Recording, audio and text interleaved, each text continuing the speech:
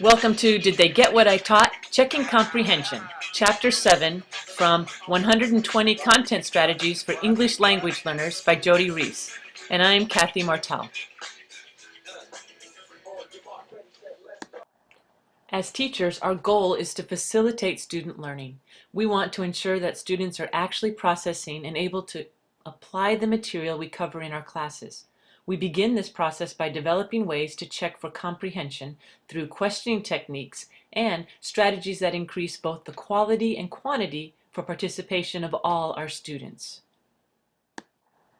There are three main reasons why students don't participate. The first, they simply didn't understand the question. The second, they just don't know the answer.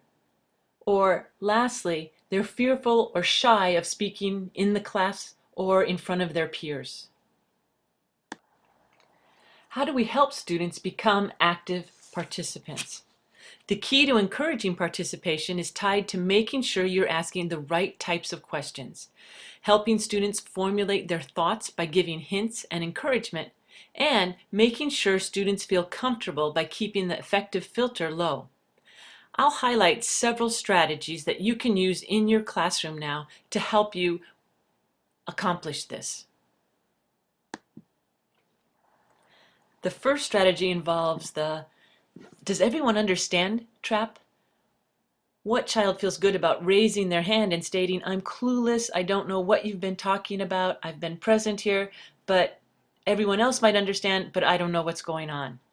Instead, state your question as a statement. For example, "It's question time. Who's got a question for me?" This makes questions a normal part of every lesson. Students can feel good about contributing to the class this way, and you can reinforce their questions by following up each question with, "Thanks for asking that. That's a great question. Good question. I'm glad you asked that." Another strategy uses follow-up questions to promote engagement. It's generally true that once the teacher calls on someone or one student raises his hand, everyone else shuts down.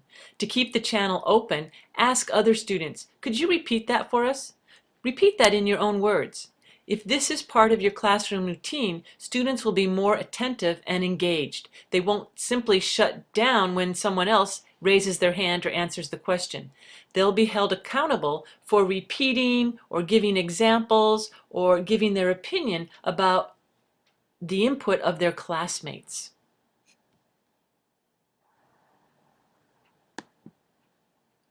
You can also use some whole class response techniques for quick feedback and to correct or clarify any misunderstandings right away. A simple thumbs up or down to register agreement or number fingers to show your answer choice are quick and easy gestures that can be used in any classroom. This also allows for ELLs to participate even if they're simply copying their classmates. Colored response cards are also easy, and they can be tailored to any content-specific information. Students love dry erase boards. They're extremely handy, and they can be used individually, in pairs, or in groups. A good way to lower the affective filter is to allow students to practice answers on a partner for 10 to 20 seconds before they share their answer or an answer they heard with the rest of the class. This simple strategy gets everyone talking and often reduces the fear factor for students. Something similar to prepare is numbered heads. Seat students in small groups of 3 or 4 students and have each group number off. Allow groups to discuss questions for 20 to 90 seconds. At the end of the time, the teacher calls a number and the student in each group with that number will summarize their answer or the group's answer for the rest of the class. Key here is to make sure that your number choice is random. You can use a spinner, popsicle sticks, colored chips, or any other random method to choose the number for the speaker for each group. This way, kids won't shut down and they'll know that there's a possibility that they could be called on twice in a row. It also eliminates anyone feeling like you're showing favoritism or picking on a particular student. It's important to make sure students have a way to take a pass on a question when needed. This is called offering face savers. This lowers overall anxiety, which in turn lowers the affective filter. This makes it easier for students to step out of their comfort zone and take risks. If a student chooses to pass, and he can simply say pass, it's important that you return to them later to review the answer. The student, in the meantime, can call on someone else for help, followed by the original student summarizing or repeating what the helper said.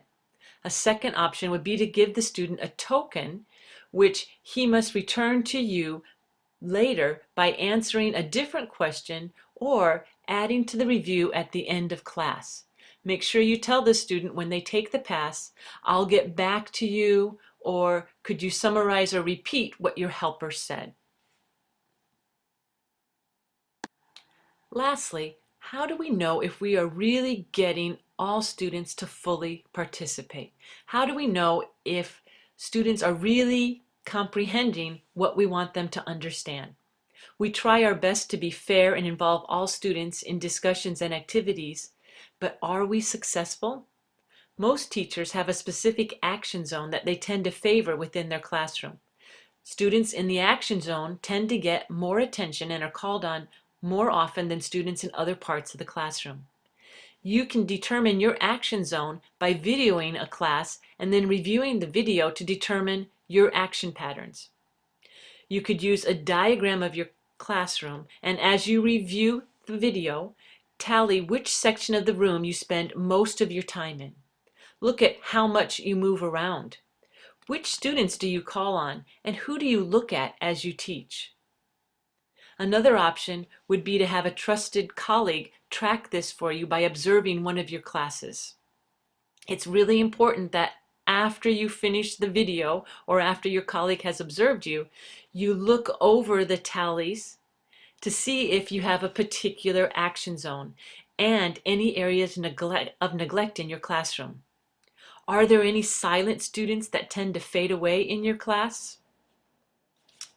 If your analysis surprises you and you find you need to broaden your participation patterns, you could try using a simple class list to check off student names as they participate, or use markers or sticks with names in a cup. If you have an iPad, the app StickPics is a convenient app to help you keep track of this also. One point that's important to keep in mind here, you need to make sure that students know that once their name's been called, they aren't simply done. You have to make sure that they understand that you'll go back to them eventually, either to repeat what another student has said, to give their opinion about what another student's input has added to the class, something to keep them engaged so that they simply don't shut down after answering their question. This needs to be a routine part of all your classes.